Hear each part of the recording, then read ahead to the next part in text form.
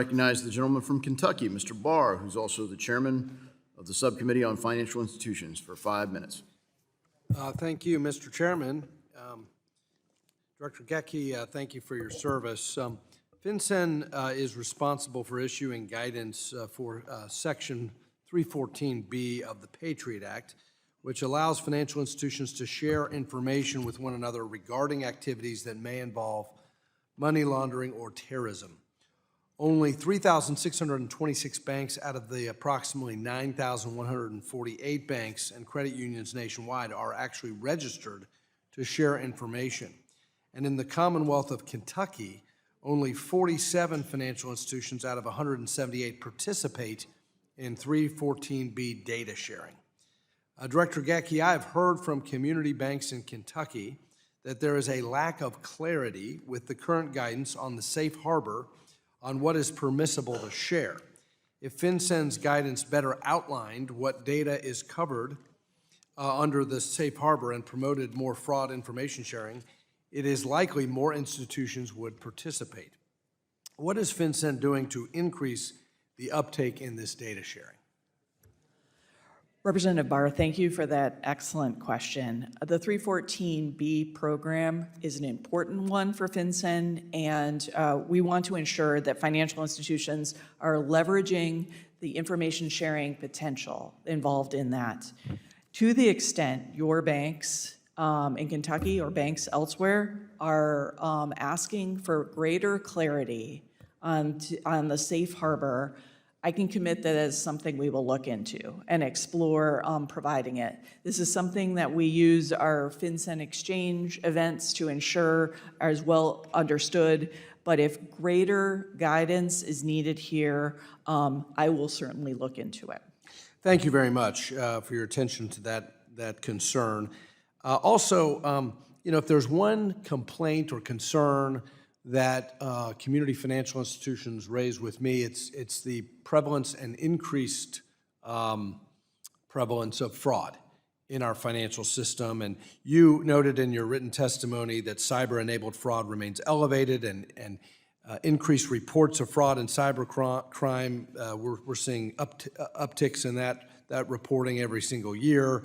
Elder financial exploitation, government benefits fraud, digital asset investment scams, account takeover attacks, AI-enabled fraud. So lots of theft. What is, and just you've talked a little bit about this in your testimony, but can you amplify FinCEN's focus on this and how you can help financial institutions that want to do right by their customers and limit their exposure to fraud? Absolutely, Representative Barr. So I think, making sure that financial institutions have the tools they need to help detect it, whether through alerts, advisories, financial trend analyses, through exchange events where we bring law enforcement together with financial institutions and public-private events to ensure that there's a direct communication to act as that critical juncture between law enforcement and banks of all sizes, financial institutions of all sizes, to ensure their data, that they are looking for what law enforcement needs and helping protect their customers and in turn the American people. That is absolutely something. I should also note that another thing that FinCEN does is we also have our own targeting authority through special measures to look at foreign actors of primary money laundering concern that are engaging in fraudulent activity. We took one action this past year against Way1 Group, based in Cambodia, which was being used as a vector for elder financial exploitation, for pig butchering and the like.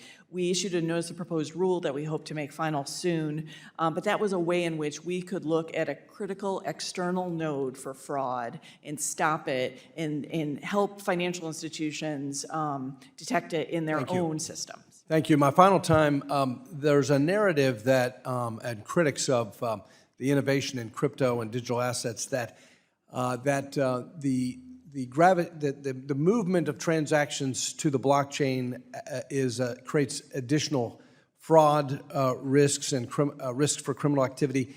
Can you share FinCEN's views on how the movement of transactions to the blockchain actually could assist in law enforcement in preventing fraud, criminal activity, money laundering, and the like. Thank you, Representative Barr, and I know that I have very little time, but I can tell you that, yes, the blockchain actually brings transparency, and with the right tools, you can use it to leverage, to really help detect illicit transactions for law enforcement, and I'm happy to engage with you. Thank you. I yield back.